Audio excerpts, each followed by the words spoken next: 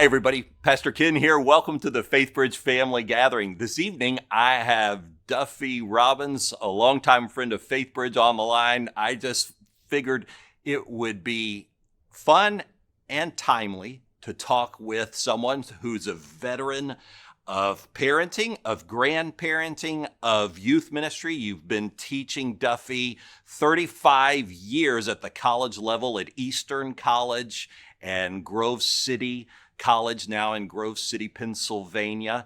And so welcome back to Faithbridge, Duffy. Yeah, no, what a privilege to be a part of the family time. It's awesome. All of us, I'm speaking to you 30 feet underground in a bunker underneath our home. Now, actually, I'm at my home office here, and I have really enjoyed going into the living rooms and dens of Faithbridgers for Sunday worship and watching LA and Liz, and you and TA and Hannah on Monday, Thursday, bring the word, and it's just been, and Steve also a couple weeks ago. It's a treat, and I really appreciate the opportunity to be here tonight. Good to see everybody. Well, thank you. So I would assume you being on the campus with college kids, you probably, like Texas schools, had to send your students home several weeks ago? Yep.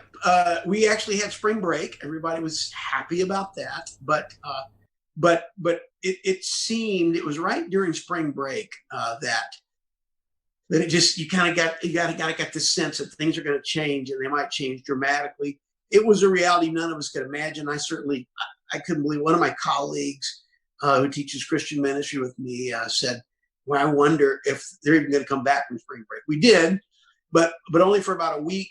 But over time, Governor Wolf basically said that, in Pennsylvania, it's a lockdown, and we had to eventually close the campus. And so now all of our campuses are online, which is a remarkable, not to say wonderful, but a remarkable experience. One thing that's really convinced me is the future of residential education. There's a lot of unanswered questions, but I really feel like Grove City's handled it well. Our students have handled it well. Our faculty, some of them have never used, probably any media since overhead projection. I mean, most of them are pretty savvy. A lot of them are very savvy, but some of them, this is just, that's probably true for every school. And they're having to kind of learn, how do I translate all of this stuff into online learning? And it's tricky. It's tricky. Yeah. So let me ask you this. You're speaking into the lives of young people, college kids, students. You've had a walk with the Lord for years and years. What, coaching are you giving to them? Would you give to us? How do you maintain your walk with Christ when all that was normal goes out the window, but he's still on the throne, and we want to keep pressing towards him? Any thoughts about just our spiritual devotional life and so? Oh yeah. I've had a bunch of those conversations, beginning with me and Maggie, and talking to students and youth pastors. Just did a Facebook chat room yesterday with a bunch of youth pastors and talking about that. And a couple of things. First thing I said to my guys is, I said, guys, you know how, like, when you have an all of us, or at least I know I do, on occasion, I don't like it, but I'll have an all-nighter where I go, you know what? This has got to get done by tomorrow. And you don't like it, but you're going to stay up all night. You're going to have to work on this thing and grind it out. And every college student, everybody's ever been to college, knows what those are like: cups of coffee, whatever. And I said, I think at first a lot of people approached, and maybe me too, sort of approached this as if it were an all-nighter. Like, okay, it's one night, or, just keep your head down, keep your mouth shut, keep moving. And it's not the way you want to live, but it's only for a night. You wake up tomorrow and the sun's going to be out, and you're going to move on. And what I've encouraged them to recognize is this is not an all-nighter phenomenon. This could be a few monther, in other words, what I really learned myself and what I've encouraged my guys, my students, is that, hey guys, we have got to approach this with sustainable life, that it's not like I'm just going to keep my head down, keep my mouth shut, and keep moving, because you can only do that for so long. And we don't know how long this is going to last. All of us are hoping sooner than later, but none of us really knows. And so right off the bat, I really encourage my guys to approach it more for the long game, and have tried myself to approach it that way. One of the and I would say, that's true whether you're a college student, or whether you're a parent, or whether you're a grandparent, or you're a single person, that it's this is not a situation where you go, I am going to just grind it out for like a few days, because that pattern, that paradigm is not going to sustain us for the length of time I think we may need to be sustained. Part of that, as a parent, I think, and just as an individual, for me, that really necessitates the importance of a rhythm, a daily rhythm in life. We were talking to a person the other day, and they said that it was actually a neighbor who said that, she gets up she goes to bed every morning at 4:30. She watches Netflix all night, goes to bed about 4:30, gets up around 11, and I hope sincerely she's not watching this broadcast, but and you can do that. I mean, that's kind of all-nighter type of living, where you go, well, these are odd times, but how can you sustain a family that way? I remember, the closest that Maggie and I have come to kind of a quarantine, and it's not even remotely close, but the closest we've come to where you're confined with your family to a small place is in the early days when I was a youth pastor, and I was just starting out speaking. But I would literally, speak at stuff all summer, and we'd leave the day school was out, and we'd come back the day before school started in our car, and we didn't even do very many at that point. We didn't do very many fly dates, because I had to fly the whole family, and so a lot of weeks we would spend 5 days in a cabin, and some of these camps were dumps. You get in there. We'd spend the first day just as a family using Lysol to just try to clean up the place. Sinks that have been stopped up. I mean, it was not every place was like this, but I'm just saying there were places like that. And I think our family looks back on it as a time of great adventure and a lot of laughter. But part of it was because Maggie was really good at helping the girls maintain a rhythm to the day.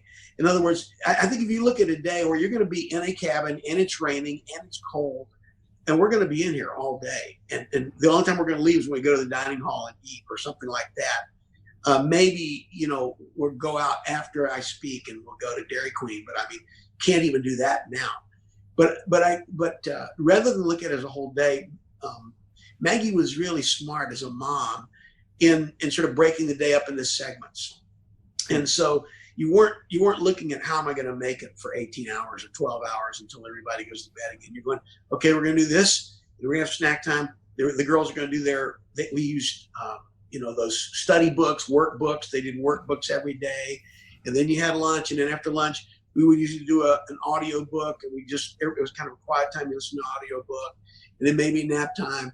But there were segments to the day so that you weren't sort of looking at this amorphous time frame. You go, how the heck am I gonna survive 12, 16 hours? So I think the rhythm is really important. So for me, and maybe a lot of us are just learning we have to get up, like we normally get up, spend time with the Lord. I try to do my work as best I can, and work a full day, work out like I normally would at the end of the day, and just try to maintain that rhythm. Having said that, let me add one other comment here, and that is It's good I stuff. remember when our girls were really little, and every parent, especially moms, will probably understand this or sympathize with this. But I remember Maggie felt really bad because she didn't have much time with the Lord. Uh, she, when she was up, there was usually somebody, crying and complaining, and then sometimes sometimes the kids got involved too. It was bad, and I think I remember we talked to David Siemens, who was our pastor then at United Methodist Church in Wilmore, and he said something that I thought was really wise. He said, Maggie, because she felt like I'm really letting the Lord down.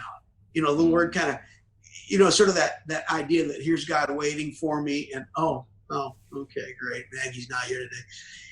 And he said, you got to remember that God has a special dispensation for moms, that you have to learn to refuel in flight, and that God knows this. And that this is a different, yes, you want to maintain a rhythm, but it's not the same rhythm in wartime that it is in peacetime.